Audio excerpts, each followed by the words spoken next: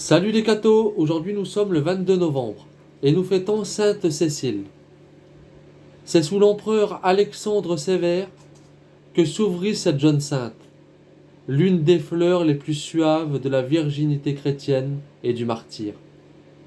Fille d'un illustre patricien, seule chrétienne de sa famille, bien qu'elle eût consacré sa virginité à Jésus-Christ, elle dut se résigner à sortir de la maison paternelle, où elle vivait dans la prière, la lecture des livres saints et le chant des cantiques, pour épouser le jeune Valérien, noble et bon, mais païen.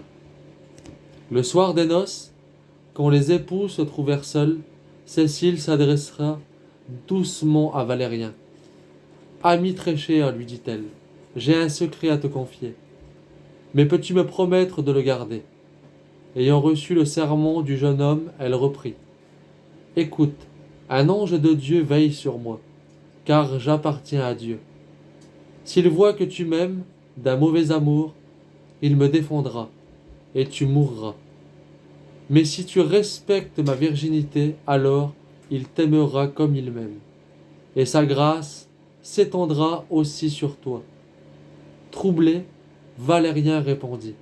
« Cécile, pour que je puisse croire à ta parole, fais-moi voir cet ange.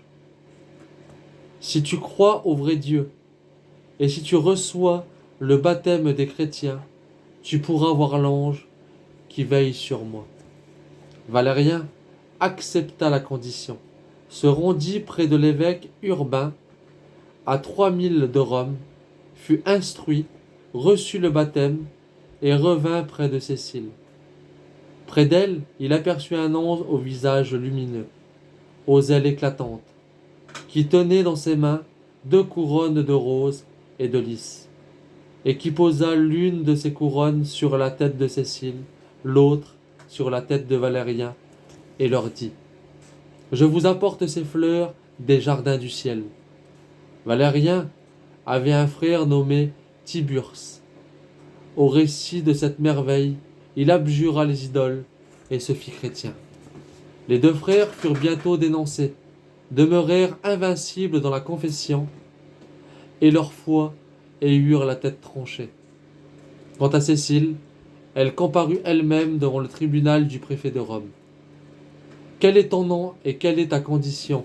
lui dit-il. « Devant les hommes, je m'appelle Cécile, mais chrétienne est mon plus beau nom. » Sacrifie aux dieux. Tes dieux ne sont que des pierres, de l'airain ou du plomb. Le préfet la fit reconduire chez elle et ordonna de la laisser mourir dans la salle de bain embrasée de vapeur. Dieu renouvela pour elle le miracle des Hébreux dans la fournaise. Le bourreau vint pour lui trancher la tête, mais il le fit si maladroitement qu'elle ne mourut que 3 jours après. Sainte Cécile est la patronne des musiciens. Que Dieu vous bénisse et à plus les cathos!